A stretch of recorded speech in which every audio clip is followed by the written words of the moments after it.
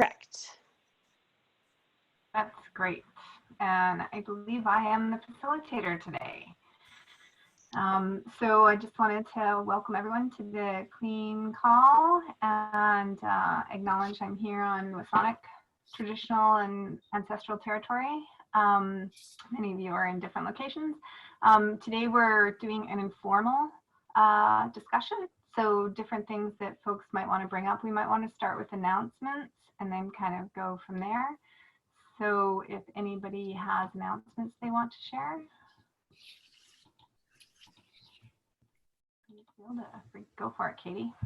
I have one, thanks. And again, Katie Boyd, Clean Program Manager. And I just wanted to remind everyone, I mentioned this on the last Clean Call, and I sent a couple emails out, including one just yesterday, the Clean Network, but we're doing a webinar workshop this afternoon with Tamara Ledley, who's been trained to train others to use the En-ROADS climate decision model support system.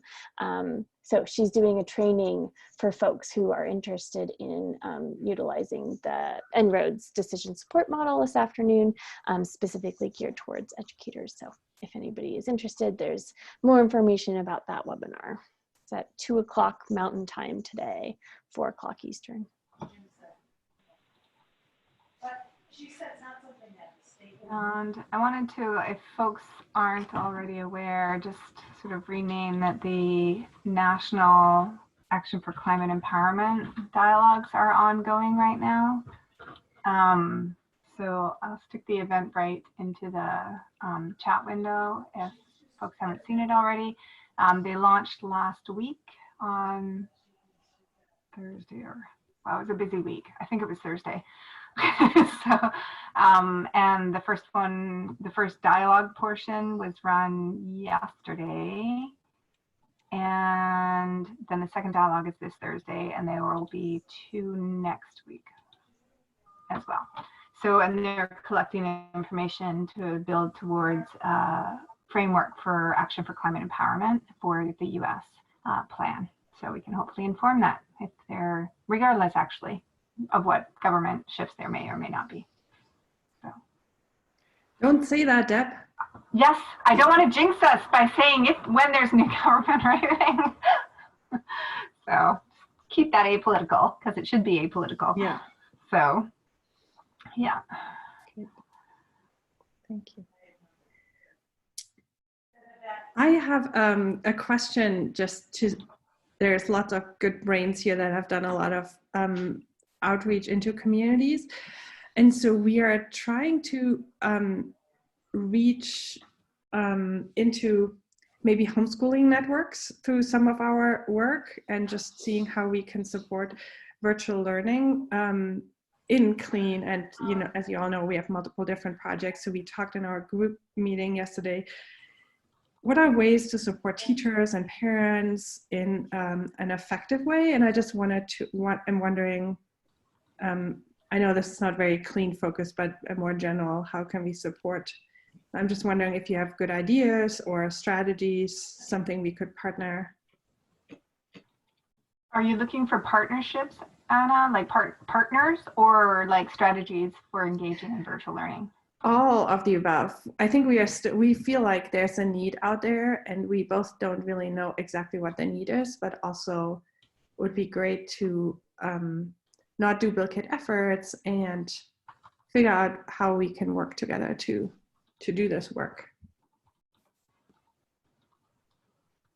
So one response I'd have to that is, having been a former science museum educator, is start looking at the public science centers next to you, because very often that they have ready conduits, if not programs, with people who are homeschoolers.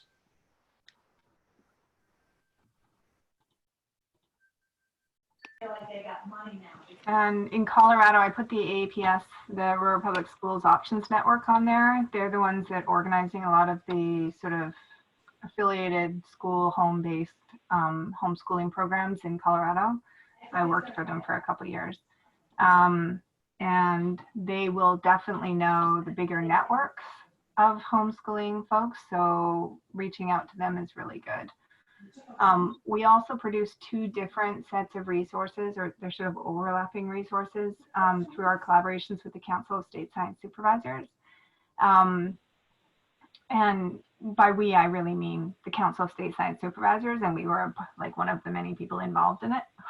So not us as STEM teaching tools, but we've helped to publish and promote them. And so one is a set of resources around guidance for like learning in the time of COVID. The other one is specifically about home-based science learning, which might be more helpful for what you're talking about. We are actually encouraging K-12 educators to really dig into the last one too, because we don't want kids in K-12 settings that are online this fall to necessarily be just sitting in front of a computer. We want them doing home-based learning more. So, so we're really trying to get that sort of latter set of resources circulating fairly broadly.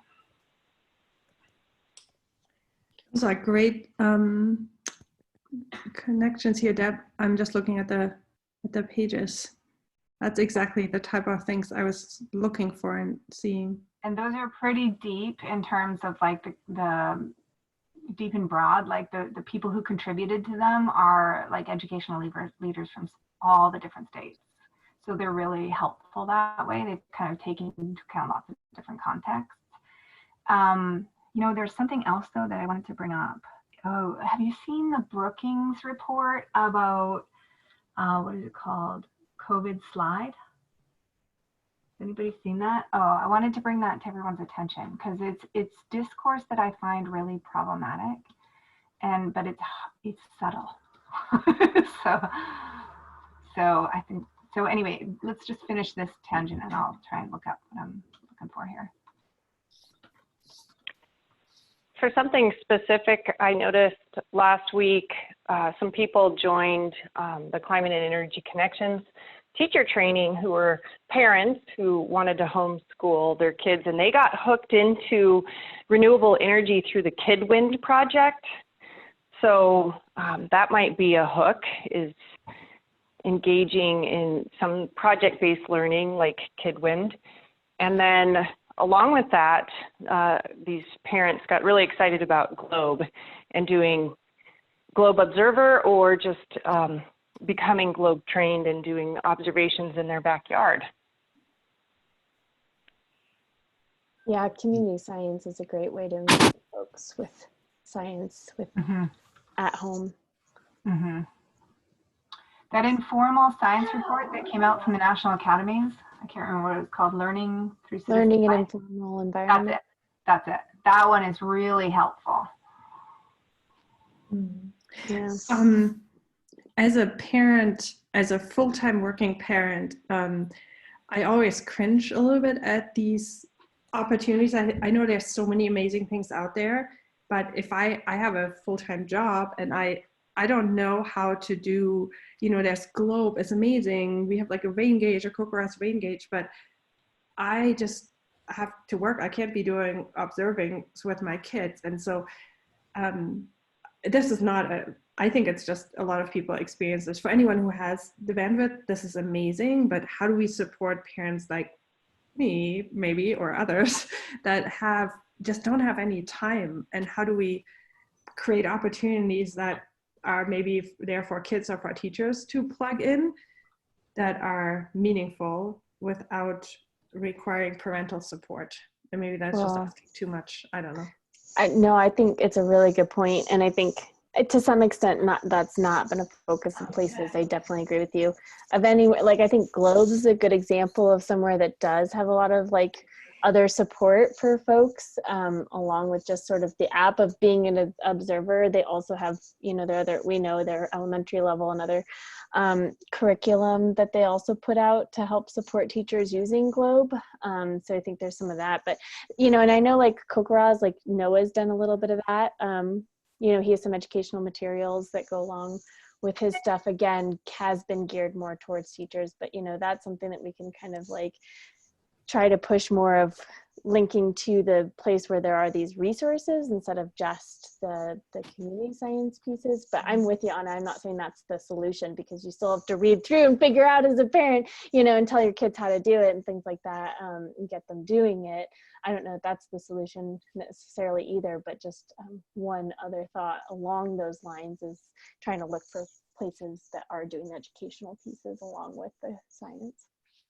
Here in Wisconsin, there are often regional consortia of homeschooled parents. And back in my college professor days, they approached me to help train parents in various kinds of science experiments and that sort of thing.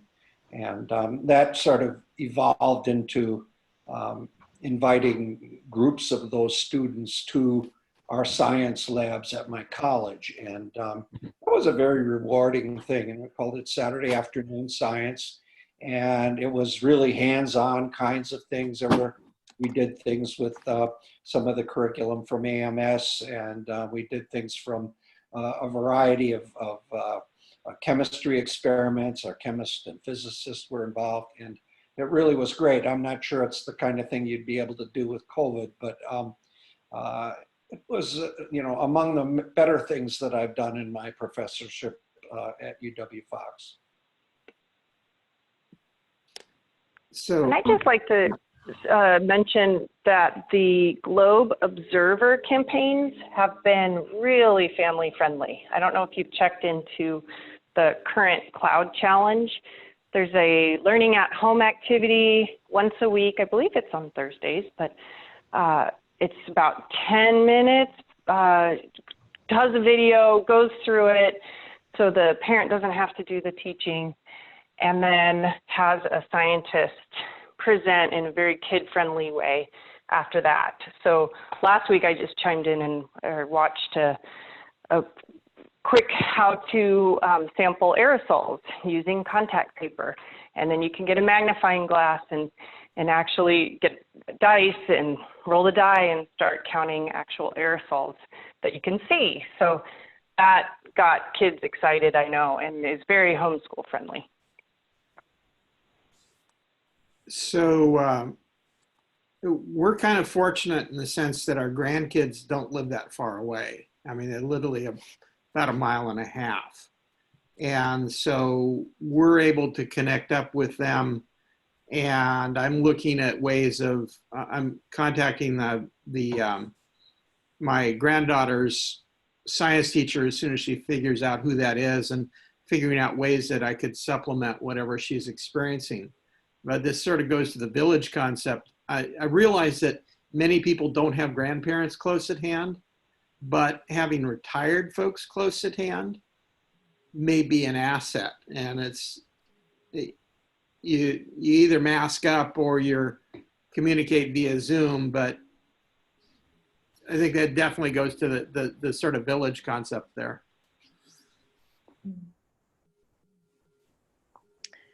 Totally. And so that's why it is really important to provide these opportunities for people that have bandwidth.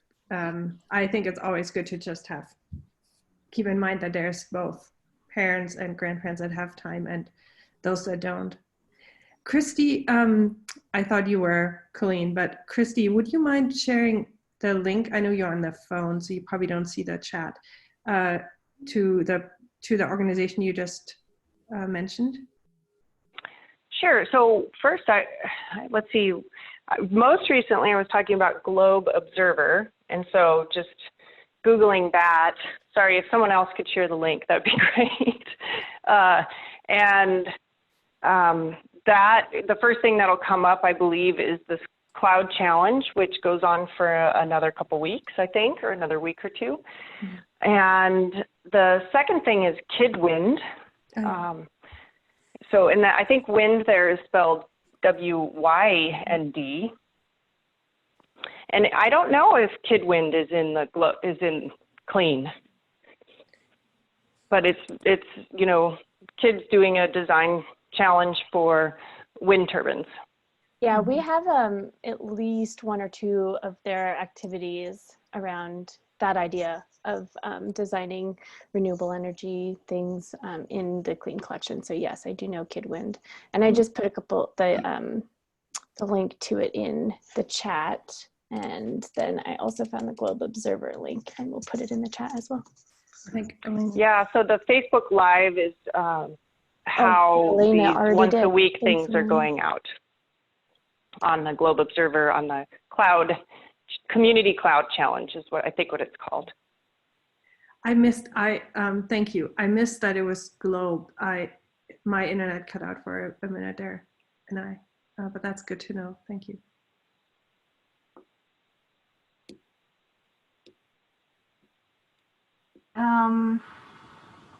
I was also curious, I don't know if we wanted to talk more about this topic, and I'm happy to continue that if so, but I was also curious if anyone wanted to report out on some of the things that have been happening lately. I know there was that teacher workshop last week that's been mentioned. I don't know if you want to expand a little more about that, or Deb, or if you wanted to tell us at all, or if anyone else on this call is part of any of the ACE dialogues that have started happening. I'd be interested in just kind of hearing how folks think those things are going. Yeah, before we go that way, and I think that's a good way to go. So don't let us forget that as we move on here. I wanted to just bring up one last thing related to Anna's question. I put a couple of resources under that. The last one's around learning loss. It was a blog. And then there was 2 resources I put up further around the COVID slide. There's 2 resources under what is called the COVID slide. So I just wanted to just let people know that this rhetoric is in place because it's a little insidious, and I think it's important to be aware of as we're working in outreach and learning. So in like 2 sentences, the COVID slide is basically a new way to think about the achievement gap language. So that, and it's a deficit framing. So it's basically saying that Black, Indigenous, and communities of color youth are off in their families. They're losing learning because they're not learning anything there, because there's not the capability to support their learning in the home. So this is a very deficit type of narrative. And because of this, we see racial inequities and other types, like sometimes linguistic related, identifiers or poverty identifiers. It plays out that way too. That there's like that summer loss kind of thing, but it's much more dramatic right now because it's been so much away from schooling. So that's what's referenced when you hear the COVID slide, and the Brookings report link that I put in there is really detailed numerical analysis of the COVID slide using achievement data. The problem with that is what Gloria Ladson-Billings pointed out in like 2006, that's because we are using structures in education that support and privilege particular ways of acting. And we see it way more right now than we see it even when kids are in schools, because kids with technology, kids with parents that aren't working, kids with, so there's some kind of affluence in the space, kids with parents who have higher education and are keeping on top of schooling in particular ways. And have navigational capital to be able to handle, like find the Globes of the world, find the whatever. They're the ones whose kids are achieving relative to the markers of achievement. And the other types of learning that might be going on in other families, like, learning mechanical awareness because they're fixing things or they're doing more projects around the house, learning like the chemistry of cooking, or like learning cultural activities like language, or sitting and talking with your grandparents who speak a different language. Like those types of learning aren't being valued in this moment because we're just not, we can't quantify them. They're not universal in our standards, so we don't think about them. So that's a little bit of a problem. And so there's a tension right now as people sort of push back toward opening schools this fall, that there's a backlash, and it's particularly coming from Indigenous communities where it's actually been beneficial in some ways to have kids out of school because kids are doing more things in place. They're speaking with elders, they're slowing down and not being pushed into like colonial structures of schooling. So it's not a universal that everybody's happy about the way things are going and that equity is being pursued in a way that everybody's happy with. So just wanted to let people know that. Deb, thank you for sharing that. That's really good to have as a part of the whole mindset approach, because the conversation can be so easily hijacked in So one easily. direction. And I think it takes all of us watching this, because I haven't seen any of those conversations. They're not happening in a place in front of me. And yet I'm in a position where being aware of this is something else to watch for and consider, as everyone wants to fix this really incredible challenge, which there is no easy fix. So. And because it's such a system, like, it's not that we can't not do things related to the, like, these markers of success in the system that we have, like proficiency in English, proficiency in mathematics, like those are real, like, markers in terms of success and going forward. They're gatekeepers, right? So we do want to make sure that kids aren't, you know, quote unquote, losing ground on them.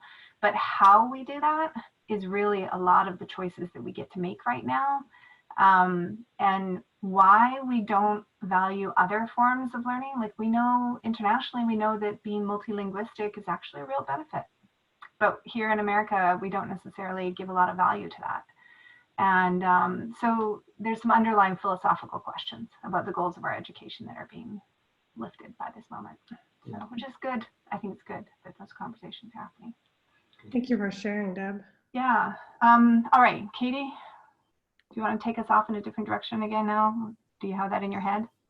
Yeah, no, I was just asking you, and is it, who's on the call from the workshop last week on the phone?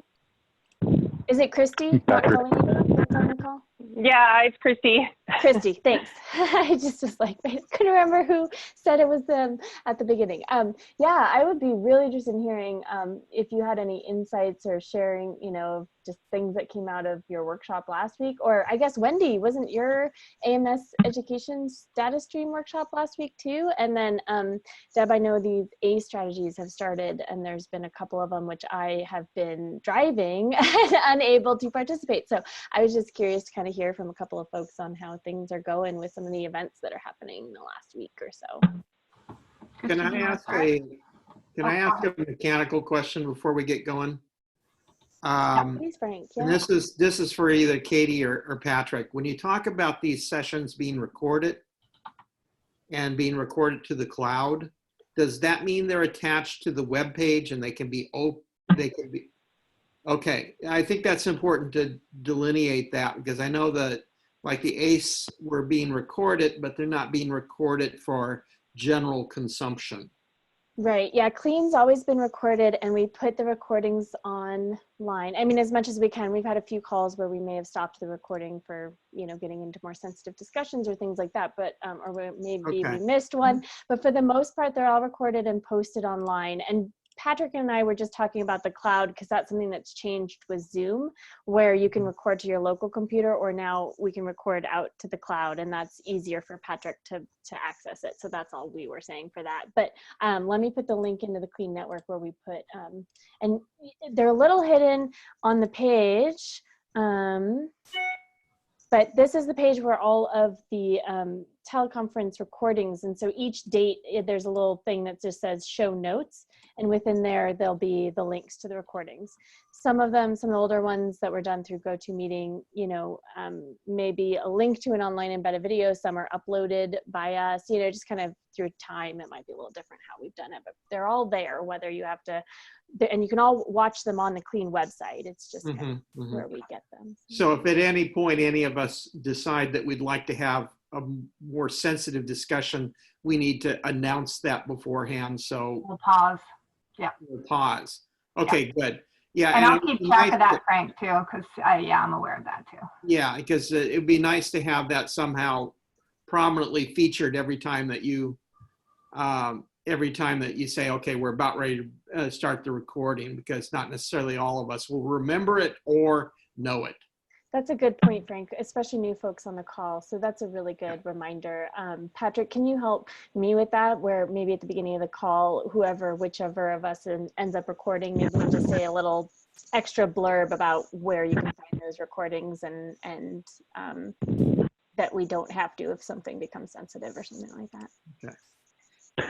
Yeah, for sure. And I know that there's a generic announcement that comes up when we hit record. I don't know if there's any way to change what that looks like so it's more explicit about what's meant by that, but yeah, we can look into that for sure. All right, that sounds good. Yeah. Christy, Frank, did you want to add something else to that, or can we take that Yeah, off? really quick, and then I'll stop interrupting here. Yeah. Sometime before the end of this phone call, or the end of this call, I'd really like to bring up, just for a few minutes, the idea of personal news feeds. We've talked about this before, but it's an issue that's a big one for me right now. And I'd like to get people's ideas. Anyway. Great.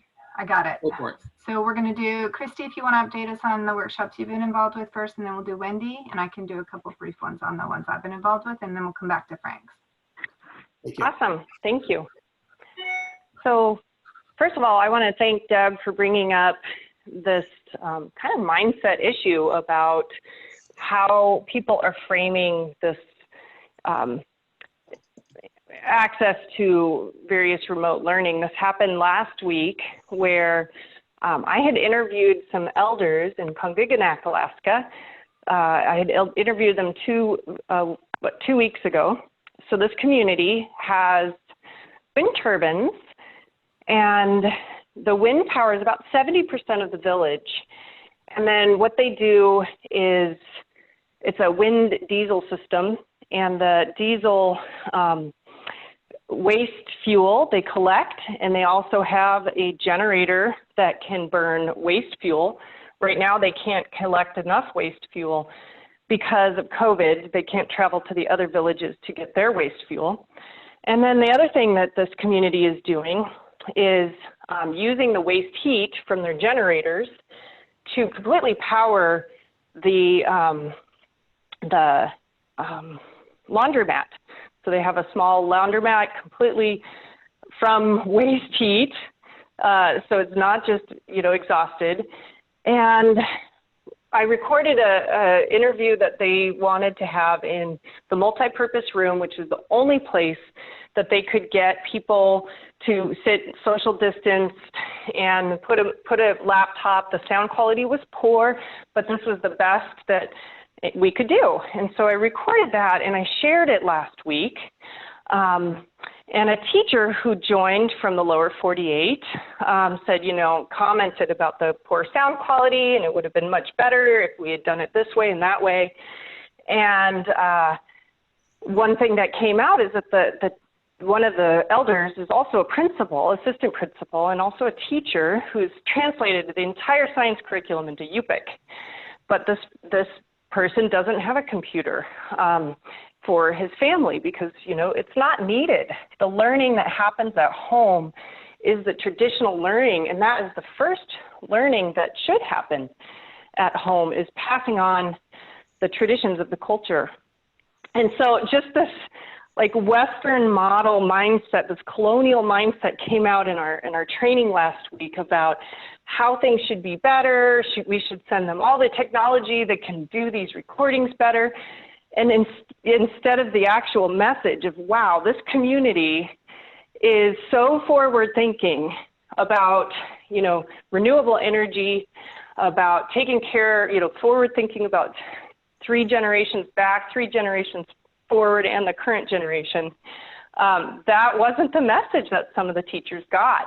The message was, oh, how could they possibly learn anything with this poor technology? So, Deb, I just really want to thank you for sharing that. But then I also want to talk about this workshop, which was a course that we did for teachers last week. And we followed the Arctic and Earth STEM Integrating Globe and NASA Project Learning Cycle Model. I call it Arctic and Earth Science for short. And that was started by my boss, Dr. Elena Sparrow at UAF. And what this is first listening to long-term knowledge holders to start a place-based investigation. And we started with Kongiganac because the elders and 3 people from the community had attended our workshop last year, which was a globe training. And so what they're doing is they have a ton of permafrost thaw that is threatening. It's happening right under their homes and right under their water supply. So last year, this community attended our training, and a NASA scientist, actually he's at Oregon State, Peter Nelson, he's a land cover, leading the Globe Land Cover Challenge. He connected them to some NASA data and maps that this community was then able to show to FEMA to show the rate of change that's happening there, and was able to use that data to then get some FEMA money to address the infrastructure problems that are happening. So we wove this story of Kongiganac. We had Kongiganac as guest speakers, and then had people explore climate and energy connections in their own communities using the resources from Renewable Energy Alaska Project, such as the Renewable Atlas for Alaska. And, we compared the costs of fossil fuel-based energy in Alaska to renewables, and started to envision some of the changes that we could make in our communities using Kong. We call Kongiganac Kong for short often, and using that community as kind of like this example of forward thinking and what can be done. So we had originally 33 Alaska teachers register and 7 out-of-state teachers, and that number did go down slightly because many of the schools here in Alaska had chosen to start online. So some of those teachers had to get off of this virtual training so that they could prepare, basically. But it was hugely successful. We started with this learning cycle model of making local observations, really place-based observations, interviewing people who know the long-term changes of the land. We have a personal mapping activity. I'm sorry I can't add anything to the chat, but if you Google Arctic and Earth Signs, SIGNS, that will have our project website. It will come up. And then that has many of our lesson plans and activities that are freely available to use. And then lastly, I want to share that we had a Meet the Scientist interview, or actually session, with NASA scientist Paul Stackhouse, who does assess renewable solar irradiance. And he shared a wonderful storyboard, basically a book that teachers could share with their students. And I used that in conjunction with the Mobile Climate Science Lab's molecule models, which were sent to me the day before by Jim Callahan. So huge thanks to Jim, and to that I learned about these molecule models on Clean. And the teachers loved them. So the Fairbanks area teachers are wanting to borrow these for demonstrations with their students. So now I have like a mobile kit that I can check out to teachers, get back, clean them up, and then check it out to a new teacher just, within Alaska. So Clean has been hugely helpful in not only getting Colleen from REAP and I together, who then we brainstormed this training, and then also Jim Callahan. So as I, of course, shared the Clean resources with all the teachers. So hopefully more and more are checking them out. Anyways, I can't see you all, but that's awesome. Hopefully this was, it was inspirational. No, that's great. And we added those resources that you're talking about to the chat. So thank you very much for those. That's helpful to have. Awesome. And then if you wanted to, there's some videos about Kongiganac, absolutely worth watching. It's spelled Kongiganak. And ACEP, which is Alaska Center for Energy and Power, produced some videos about the wind turbines in Kong. And I think those are just very inspirational and can show what can be done in rural Alaska or elsewhere, rural anywhere. That's great. Thank you very much. Any questions? So cool. Thanks, Christy. It's amazing, Christy. Thanks for sharing. And I'll come back to this in my share, but I put some place-based learning resources in the chat too, that get at that community mapping that you're talking about, Christy, because those are really amazing things to do.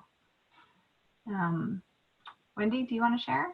Sure. So thanks for that, Christy. I took a lot of notes and I'm fired up listening to what you shared. I think we have kind of a different union intersection of people participating this week compared to last week. So last week, we did talk a fair amount about a couple of debriefs of different virtual workshops and courses that have been happening this summer and the successes and different twists that we were experiencing in them.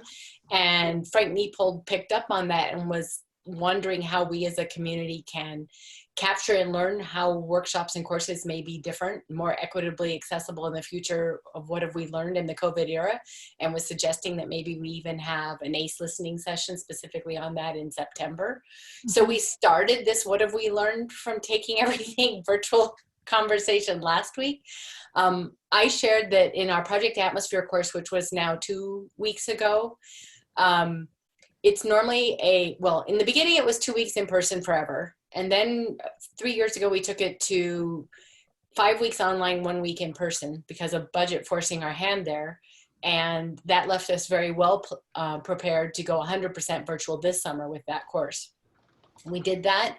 We replicated the in-person experience week really tremendously successfully at a distance. We had NASA experts contributing. Globe was a big part of it, satellite meteorology. We had virtual balloon launches thanks to the National Weather Service instead of the teachers being able to go in person.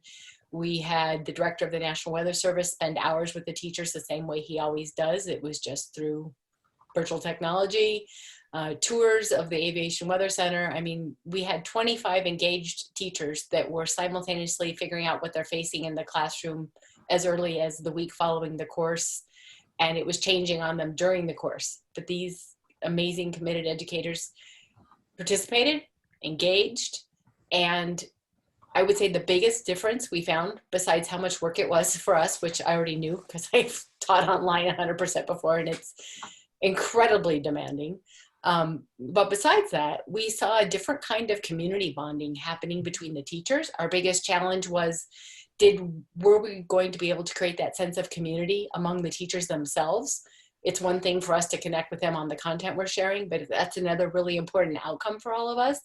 And it happened amazingly.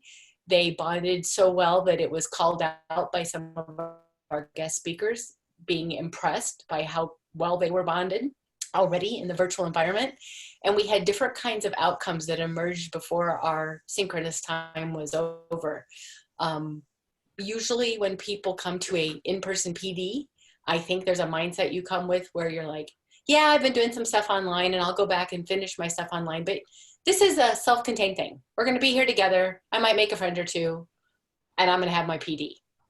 But since it was 100% online, their sense of community that they created and the kinds of activities they were ready to just roll with, continuing their community in a virtual space, was really different. We've never had an immediate outcome where teachers were ready to go co-present materials in professional conferences immediately following the workshop. A couple of those emerged. Another teacher, people got so excited what she was doing, they were willing to just engage on their own time in a PD on the weekend to extend their learning, and that teacher was willing to lead them. And this is despite all COVID challenges we're all facing. So it was tremendously interesting, compelling, inspiring, and tiring, but mostly that good stuff. So we had more teachers participate than usual because we extended an invitation to a larger audience. Because it was in the virtual space, we could save money on travel and hotel. So the evaluation period for the course just ended. I have not read their evaluations, but all the informal feedback was that despite some tremendous disappointment in not getting to go do some of the things in person, they were thrilled and inspired by the course. So all things are possible, as we all know. Awesome. Well, I have a couple things that are related. Yeah, that's awesome. That is awesome. And thanks also, I see the example that was put in the chat. I got like lost in these really cool models, and I'm kind of wondering, Wendy, if there's some way from last week and this week and Katie too, like, is there a way for us to like create like a synthesis of what we've learned, like that we might actually want to come up with a little bit more concrete, not just, I don't know, maybe it's on the clean side of like what we've learned as we've worked in this space in our various fields, like a page that links to these different examples or provides a little bit like some of the big design principles, because I think there are things that we're talking about related to equity and justice in this learning that need to be lifted and named. So just to... I had the sense that's what Frank wanted us to work toward with, with everyone who faced this summer in the clean community contributing and seeing what stories emerged. That'd be great. I'm actually on the writing team for the ACE framework, so to try and help draw those out. So I would love to think with folks about that. So let me share 2 examples of things that we did. So one is I was involved in the ACE launch last week. And while you can have a look at the video that will be posted, that video will be posted as part of the shared ACE resources because it was more presentation and panel format. One of the things that I think is important, and please feel free to go and have a look at that video as it gets posted. There's going to be an ACE, and there may be already, I just don't know where the link is right now, there'll be an ACE website that's created for that national strategy. I'll hunt around for it. Or if somebody has it, that Frank sent it out or shared it last week, let me know. I should know where that is. But one of the things that was more hidden that I thought would be of interest to this group is I was the moderator for the first panel for setting the context, the national context. And we were just so privileged to have folks like Daniel Wildcat, who's an Indigenous scholar, and what else did we have? Mill Pierce, who was gender activist in business and sort of international gender issues, organizational issues. Some youth from the Climate Alliance for Climate Education, REAPS group, ACE. And there's one other group, We Act for Environmental Justice. We have Sunil Jessel there from that in New York. Anyway, of those 4 sort of groups, I took, instead of creating the questions, so this is something to think about as we do our work together, instead of creating the questions to really engage in a panel about equity and justice, I held interviews with all 4 groups prior to the meeting and asked them what questions they thought would help lift the things they think are important. And so, and then created a collaborative document in which we created the questions and iterated on them for about a week beforehand. And so then everyone on the panel had seen the questions and thought about them and were able to contribute to the questions. And then we were able to weave back and forth, and we created some norms for how we're going to share and talk together. And that was all behind the scenes. We didn't state that publicly. We just did that like as a group of panelists. And then during the panel, we had an ongoing private chat stream that was going on about, okay, who's next? Who wants to say? Okay, like, so nobody stepped on each other as they're talking, which was kind of awesome. So it was just the coolest conversation, and it turned out amazing. So, but it was a little chaotic to like have 4 justice scholars or 4 justice organizations talking and like weaving in all these different aspects of that. So that was really cool and worthwhile to have a look at. That was an exceptional panel, and I now also understand how it was so exceptional. all that back work showed. Yeah, because the tension in those types of situations often happens when there's not clarity among the participants and when we don't have the relationship with each other. Because I didn't have a relationship with any of those folks personally, and that's not usually how I work. And so like trying to figure out how to build trust in relationships and allowing them to know who I am a little bit more as we sort of built together. So they're like, well, who's this white chick cutting me off all the time? You know, so that's not what happens, right? And so it was really good to just build that. And I felt a lot calmer going into the meeting, like to know who was, so like Mill, who occupies my similar positionality, she was like, I cede time like to others at multiple points because she wanted to make sure that the voices of BIPOC communities were lifted in particular. And if she had like a point that really had to be made, then she usually went last in the list of people. And so like just little things like that, but it mattered a lot. And so yeah, it was a cool thing to be involved in. So the other thing that I was involved in last week that I wanted to just share briefly, and then I want to use our last 10 minutes here to touch base on what Frank was mentioning, was something called an Unconference. It's a model that Cindy Kern has used from out east. And we got a Gates grant last year to run them this summer. Of course, they were supposed to be in person, and they're supposed to be regionally organized to help play with the STEM teaching tool collection and build sort of learning sequences around equity and science education for clusters of teachers and teacher educators in regional areas, and build cohesion in those systems so people get to know each other. So that community building move too. So it all went virtual this year, and it was really stressful, but it was super fun. So I was involved in the third one last week, and I was a facilitator. We had a bunch of small groups. We basically took everything you can think of in learning design and like threw it into a 3.5-day event. And that included community building. So there was like music sessions where we like working and like listening to music or talking, and it was kind of fun. But I had the privilege of working with the American Samoan group, some educators from Wyoming and Washington State and Anchorage. And so we did a lot of place-based learning kind of examples and work, and are going to add some more detailed things. So Christy, to the stuff you were sharing, well, a lot of the things you were naming and sharing were brought up last week in that event. And so we're actually building out some more detailed resources of the how-to guide of doing this type of work, as opposed to you should do it, which is the existing one is more like you should do this. So we're building out a much more guidebook kind of resource on how to do it. So that'll be hopefully helpful. Hey, this is Patrick. Can I throw something in real quick? So I've been exploring this realm of art science partnerships and really thinking about processes there, and it's really made me reflect on the fact that so often for many of the resources we create, the process is lost in the product when it's finally, shown to the public. And I think like what you're mentioning with ACE and what was discussed in these other workshops is a good example where unless we make an effort to really record and reflect on this process and offer it up, it won't show up in what's given in the end.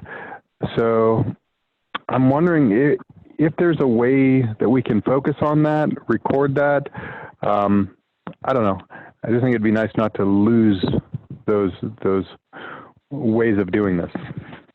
No, I completely agree. There's been a couple articles, I threw the references in the chat window, related to this process issue more, and really trying to be very intentional in design and avoid these types of transactional relationships that are, or even sort of mining relationships that go on sometimes, and try to get to much more reciprocity and relational sort of partnership work. So yeah, absolutely. I would definitely encourage that and think about that. So. And I love the concept-based work on that of how to avoid transactional relationships, but I think really the nitty-gritty of like, what's the first thing you did? You called these partners. What's the next thing you did? Like a really detailed list, not of the themes of process, but of the steps of process would be really helpful to include as a resource. Yeah, we're building out some resources like that now too, because of all the partnership we've done. We realized that there is a little bit more of the generalizing into principles instead of like in our example, we did A, B, C, D, like that kind of thing. So we're trying to get a little more detailed on that. Yeah. Cool. Frank, can you ask your question about personal news feeds? Oh, you're muted. Yeah, thank you. Before I do, a real quick question for Christy. How do you spell the name of Kong? As in Kong, Alaska, the village you're talking about. Yep, it's KONGIGANAK. KOI. I got it in the chat. Okay, thank you. Okay, so the question goes along like this. We had this conversation a while back in terms of positive news feeds.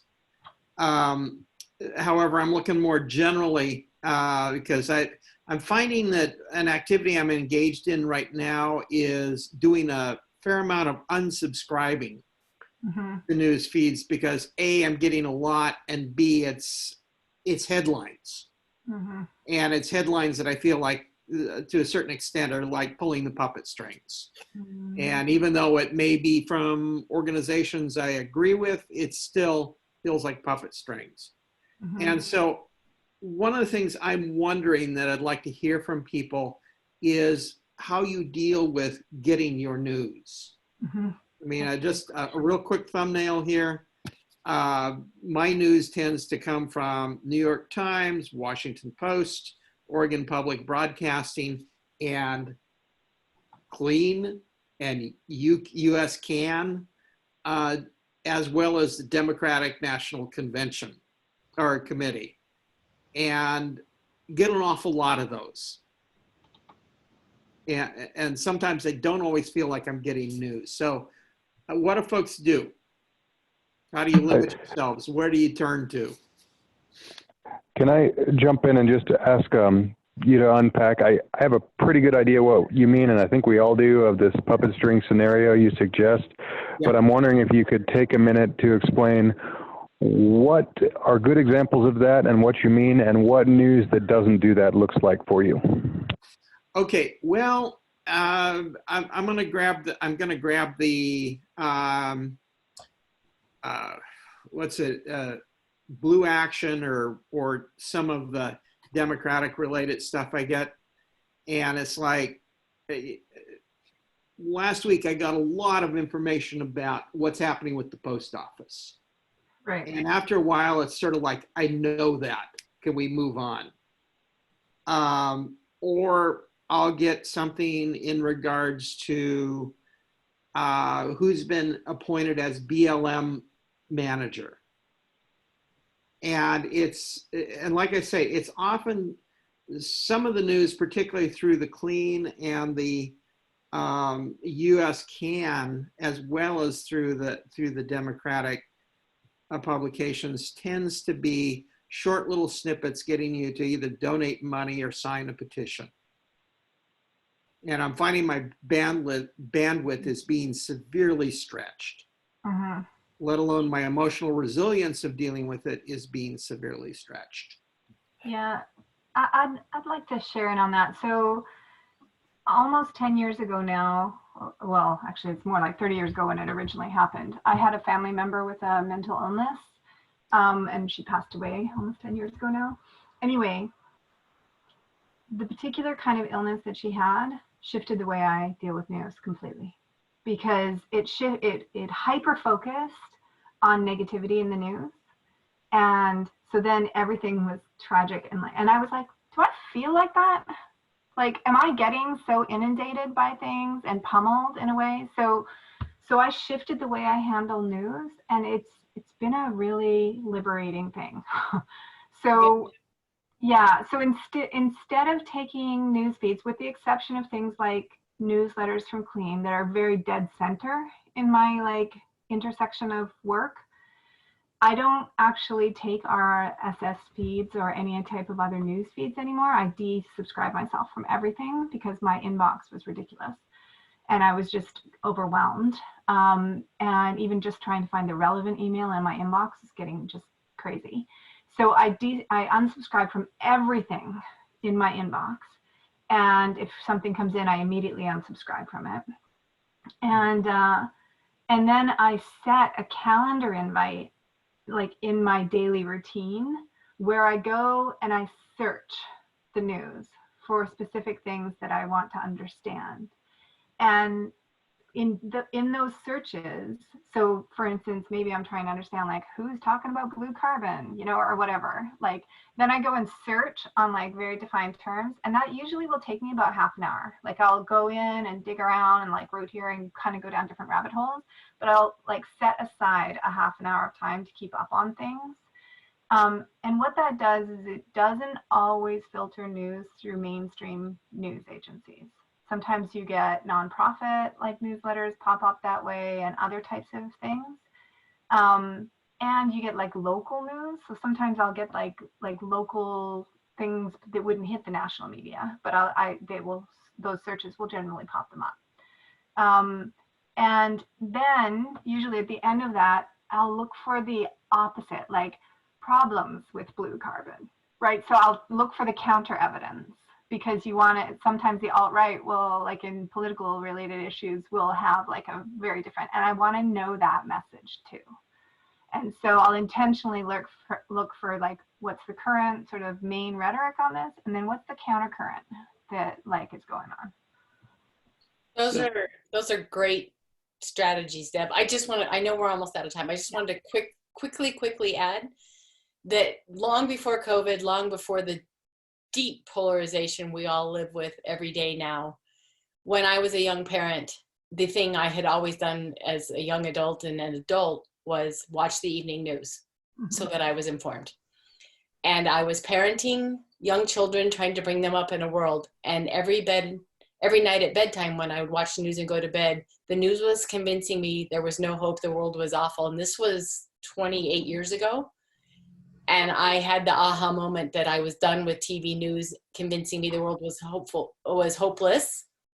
And so I have not watched TV news almost at all that whole time. I read papers in the morning. I get multiple sources, and it takes me all day to recover from what I've read and decide what I'm going to do about it. And then I go to bed at least with some hope, and I start over the next day again. Well, Deb, one of the things that I just heard you say was that, I mean, it sounds like you have gotten a lot more active about getting your news. And I really like that. I mean, because the quandary I get into is, well, I've got friends who say, I just don't listen to the news, period. And it's sort of like, we're at a period of time where that's not an option, because we've got an administration we've got to keep an eye on. Yeah, I also take my news through comedy. So I often watch late night comedy, and then I dig into those particular issues if I didn't know more about them. They become part of my news search the next day. So Cool. I stuck 2 other things into the chat window that are helpful. I do actually, I forgot, I subscribe to Upworthy. So because I actually, like Wendy's saying, I like to end my day on positive note. So at the end of my workday, because I work in areas that are very taxing sometimes, at the end of my workday, I will often just go over to Upworthy and wander around through their like short news articles and stories about like positive stuff happening in the world. So I like to end on a positive note so I can go down and face my kids and be like, the world's awesome, you know, like, so yeah, that's important too. So I'm going to wrap us up given that we're at 11:01. Thanks everyone for being here and sharing, and we will see you next week. Thank you. That was a great discussion. Bye. Bye all. Thanks, everyone.